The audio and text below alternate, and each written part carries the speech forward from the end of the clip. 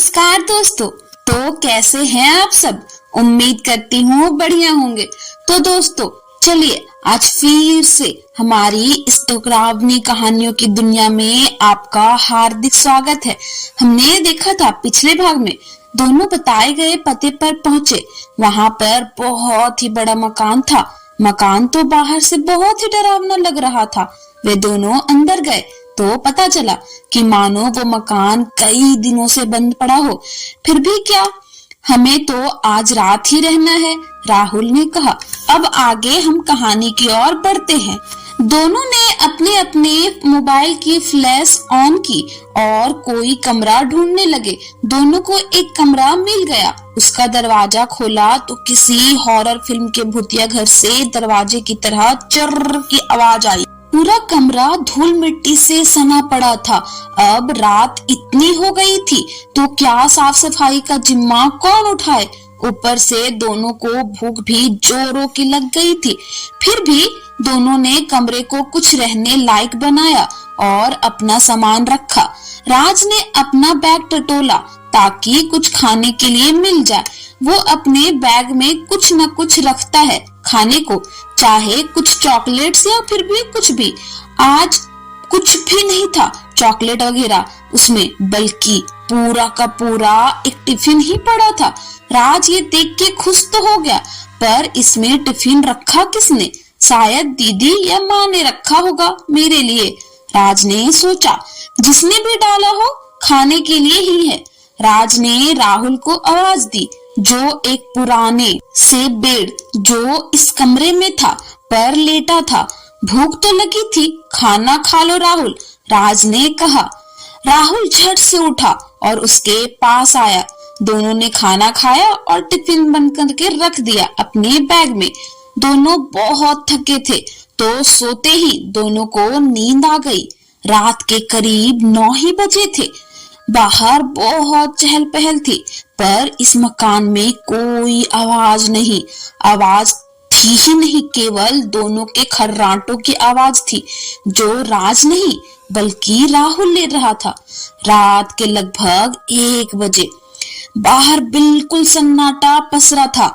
इधर इस मकान में जिसमें वो दोनों सोए हुए थे, वहां भी कोई हलचल भी नहीं थी। तभी उस कमरे में एक खटखटाहट हुई। शायद बाहर कोई दरवाजे को खटखटा रहा था। दोनों को गहरी नींद आई हुई थी। तभी इस खटखटाहट से राज की नींद भंग हुई और वो जाग गया। उसने बार बार दरवाजे के खटखटाने को सुना। इस वक्त कौन हो सकता है? राज ने मन ही मन में सोचा और अपने फोन में टाइम देखा तो रात के 1 बजे थे। फिर से दरवाजे को किसी ने खटखटाया। राज तो पहले राहुल को उठाने का सोचा, फिर उसने खुद ही जाकर देखने का विचार किया और फोन की फ्लैश ऑन करके उठा। वो अब दरवाजे के करीब था। उसने कुछ देर विचार किया, फिर उसने धीरे से दरवाजा खोला। ये क्या? बाहर कोई नहीं था। शायद ये मेरा वहम था, राज ने सोचा और दरवाजा बंद करके अपने बेड पर जाकर सो गया। थोड़ी ही देर बाद फिर से किसी ने दरवाजा खटखटाया। राज को अब यकीन हो गया था कि पक्का कोई तो है। वो फिर से उठा और दरवाजा खोला तो अब भी बाहर कोई नहीं था। अब उसे धीरे धीरे डर लगने लगा था। वो फिर से अपने बेड पर जाकर सो गया। अब की बार फिर से यही हुआ। फिर से किसी ने दरवाजा खटखटाया। अब राहुल भी जाग चुका था। राज ने पूरा मामला राहुल को बताया। राहुल ने सोचा, इस वक्त कौन परेशान कर सकता है? तो फिर से खटखटाहट की आवाज सुनाई दी। उन्होंने गौर से सुना तो दोनों सहम गए, क्योंकि वो आवाज दरवाजा से नहीं बल्कि एक अलमारी से आ रही थी जो उस कमरे में पड़ी थी। दोनों एक दूसरे को देखने लगे। फिर से वही आवाज। दोनों ने सोचा कि आखिर इसमें से आवाज कैसे आ सकती है। दोनों बहुत डर गए थे, फिर भी उसके पास गए और धीरे से उसे खोला तो उनके पैरों तले जमीन खिसक गई। उस अलमारी में कई हड्डियां पड़ी थी और बहुत ही गंदी बदबू आ रही थी। बाप रे, हड्डियां! राहुल चौंक गया। राज ने अलमारी के नीचे का दराज खोला तो दोनों की एकदम से मानो सांसें ही रुक गई। उस दराज में एक बच्चे का शव पड़ा था जो कि कई साल पुराना लग रहा था। तभी उस अलमारी में कुछ शराब की बोतलें भी पड़ी थी। शराब? राज एकदम से बोला। राहुल को कुछ समझ नहीं आया। शराब ही तो है, इसमें इतना चौंकने वाली बात क्या है? राहुल ने राज की ओर देखकर कहा, जो अपने साथ हुई उस घटना के बारे में सोच रहा था। दरअसल उस रात जब राज ऑफिस से आ रहा था तो उस आदमी जिसने राज की मदद की थी के शरीर से ठीक ऐसी ही बदबू आ रही थी। राहुल बोला, क्या हुआ राज, क्या सोच रहे हो? राज को कुछ समझ नहीं आ रहा था। मैं तुम्हें सब बताऊंगा राहुल, बस अभी यहाँ से चलना होगा। राहुल बोला, क्या अभी? ये तुम क्या कह रहे हो राज?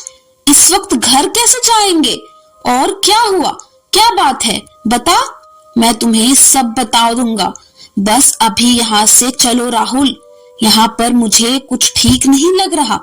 राज ने हड़बड़ाते हुए डरावने स्वर में कहा। राहुल को कुछ समझ नहीं आया, पर फिर भी दोनों उस घर से निकल आए। जैसे ही वो बाहर आए, उन्हें एक व्यक्ति दिखा जिसने सफेद चादर ओढ़े रखी थी। दोनों फिर असमंजस्य में पड़ गए कि आखिर अब ये कौन है। जब वे यहाँ आए थे तो उन दोनों के अलावा कोई यहाँ नहीं था। चलो जो भी हो, हमें क्या, हम तो यहाँ से चलते हैं, राहुल ने कहा और दोनों बाहर जाने के लिए निकल पड़े। वे दोनों उस व्यक्ति के पास से गुजरे। थोड़ी दूर आगे निकले ही थे कि उस व्यक्ति ने दोनों को आवाज दी, रुको। दोनों एकदम से डरकर वहीं रुक गए। दोनों ने एक दूसरे की ओर देखा और पीछे मुड़े। वो व्यक्ति उनके पास आ खड़ा हुआ। कौन हो तुम लोग और यहाँ क्या कर रहे थे? उस व्यक्ति ने उनसे पूछा। जी, दरअसल हम यहाँ अपने किसी काम के लिए आए थे। रात हो गई थी, इसलिए कहीं रुकने की जगह तलाश रहे थे तो यहाँ आ गए। हम सुबह ही यहाँ से चले जाते, मगर। इतना कहकर राहुल रुक गया। मगर? उस व्यक्ति ने कहा। मगर वगर कुछ नहीं, अब हम जा रहे हैं, राज ने व्यक्ति से कहा और राहुल से कहा यहाँ से चलने को। राहुल और राज चलने की तैयार हुए कि वो व्यक्ति फिर बोला, तुम लोग सुबह चले जाते मगर उस बंद पड़ी अलमारी से डर गए हो, है ना? इतना सुनते ही दोनों चौंक गए और वहीं रुककर उसे देखने लगे। राहुल ने आश्चर्य जताते हुए कहा, हाँ, पर आपको कैसे पता? व्यक्ति मुस्कुरा दिया। उसने कहा, पता है, उस अलमारी के बारे में भी और उसमें पड़े बच्चे के बारे में भी। राज और राहुल एक दूसरे की ओर आश्चर्य से देख रहे थे। क्या राज है उसके बारे में? हमें भी बताओ, राहुल बोला। अरे चलो ना यार, क्या करोगे जानकर ये सब, राज बोला। चलो अब, फिर से राज ने कहा, पर राहुल नहीं माना। उसने फिर से उस व्यक्ति को बताने के लिए कहा। व्यक्ति ने कहा, तो तुम्हें जानना है कि उस अलमारी में क्या है, तो सुनो। और उन दोनों को आज से लगभग 2 साल पहले हुई एक घटना के बारे में बताना शुरू किया। आज से लगभग 2 साल पहले एक आदमी इस मकान में रहता था। वो सब्जी बेचने का काम करता था। उसका एक बेटा भी था और उसकी एक पत्नी भी। उसकी पत्नी घर का काम भी करती थी और उसके साथ सब्जी बेचने भी कभी कभी बाजार चली जाया करती थी। एक दिन उस व्यक्ति को शराब पीने की आदत लग गई। शायद उसने किसी दोस्त के साथ पी ली होगी। उसके बाद से वो भी रोज कमाता सो शाम को दारू पीकर आ जाता। घर आकर अपनी बेटी और अपने बेटे को और पत्नी को बहुत पीटता था। कई दिन ऐसे ही चलता रहा। उसकी पत्नी को ही सब्जी बेचने जाना पड़ता था क्योंकि अब वो दोस्तों के साथ ही रहने लगा। घर की हालात बहुत खराब हो चुकी थी। उसका बेटा लगभग 7-8 साल का रहा होगा कि उसकी माँ का देहांत हो गया। इसके बाद उस आदमी ने अपने बेटे को ही सब्जी बेचने के लिए लगा दिया। बेचारा पूरे दिन सब्जी बेचता, शाम को जो कुछ पैसे आते उससे वो आदमी छीन लेता और शराब पीकर आ जाता। राज और राहुल उसकी कहानी गौर से सुन रहे थे। कितना निर्दयी इंसान था। राहुल ने कहा, हाँ, ऐसा भला कोई करता है, वो भी अपने ही बेटे के साथ। राज को भी अब कहानी सुनकर उस बच्चे के लिए बुरा लगा। व्यक्ति जो राज और राहुल के सामने उस मकान के आगे खड़ा था, फिर उसने अपनी कहानी जारी की। एक दिन उसके बेटे की भी हालत खराब हो गई। वो सब्जी बेचने नहीं जा पाया। उसने आदमी को बहुत बुरा लगा और उसने अपने बेटे को कमरे में पड़ी अलमारी में बंद कर दिया। ऐसा करना उसके लिए आम था। वो पहले भी कई बार ऐसा कर चुका था। अब उसका बेटा कहना नहीं मानता तो उसे अलमारी में बंद कर देता था, पर इस बार वो उसे वापस निकालना भी भूल गया। पूरे एक दिन तक वो उसी में ही बैठा रहा। वो आदमी उसे बंद करके बाहर निकल गया और शाम को जब घर लौटा, बाप रे, ऐसा कौन करता है। राज और राहुल बहुत ही दुखी हो गए कि आखिर पैसों के खातिर एक निर्दयी और शराबी बाप ने अपने ही बेटे को। राज और राहुल ने उस आदमी से पूछा, वैसे आप कौन हैं और यहाँ क्या कर रहे थे। उस व्यक्ति ने कहा, मैं तो यहीं रहता हूँ। आज जब मुझे किसी ने बताया कि यहाँ कोई रहने आया है तो यहाँ चला आया। मुझे तो पता था कि तुम लोग पूरी रात नहीं रह पाओगे। पहले भी कई लोग यहाँ रह चुके थे, वे भी डरकर भाग गए। व्यक्ति थोड़ा हंस दिया। रात के 2-2:30 बजने वाले थे। राज ने कहा, अब हमें चलना चाहिए। राहुल ने भी स्वीकार किया। अब जाओगे? आज रात मेरे घर रुक जाते, सुबह आराम से चले जाते। उस व्यक्ति ने कहा। राहुल हाँ कहने ही वाला था कि राज ने मना कर दिया। नहीं धन्यवाद, हम चले जाएंगे, पास ही रहते हैं हम। हाँ, हम चले जाएंगे, राहुल ने भी कह दिया। राज और राहुल ने उस व्यक्ति से विदा लिया और अपने कार में बैठकर रवाना हो गए। किसी काम के लिए आए थे और क्या कुछ देख रहे हैं। अब भगवान करे और कुछ ना हो। राहुल कार में बैठा बैठा कह रहा था। राज बहुत ही तेज कार चला रहा था। उसे जितना जल्दी हो उतना जल्दी घर पहुंचना था। सफर बिल्कुल सही चल ही रहा था कि अचानक राज ने कार रोक दी। अब क्या हुआ? राहुल एकदम चौंक कर बोला। उन्होंने आगे देखा तो सड़क पर बहुत सारे पेड़ गिरे थे। व्हाट? अब ये क्या मुसीबत है? राहुल सिर पकड़ते हुए बोला। आगे पूरी सड़क जाम थी, कहीं से भी जाने का रास्ता नहीं था। अब क्या करेंगे? राज ने राहुल की ओर देखकर कहा। मुझे क्या पता, राहुल बोला। दोनों को कुछ समझ नहीं आ रहा था कि अब क्या करे। तभी उनकी कार के दरवाजे को किसी ने थपथपाया।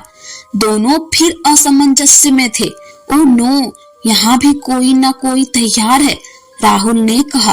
राज ने अपनी कार का शीशा खोला तो बाहर एक बहुत ही बूढ़ा आदमी, जो मुश्किल से ही अपनी छड़ी के सहारे खड़ा हो पा रहा था, उन्हें दिखा। क्या हुआ बेटा, आगे रास्ता बंद है, यहाँ से वापस चले जाओ, उस बूढ़े व्यक्ति ने कहा। वो तो हमें दिख भी रहा है बूढ़े, राहुल ने मन ही मन फुदफुदाया।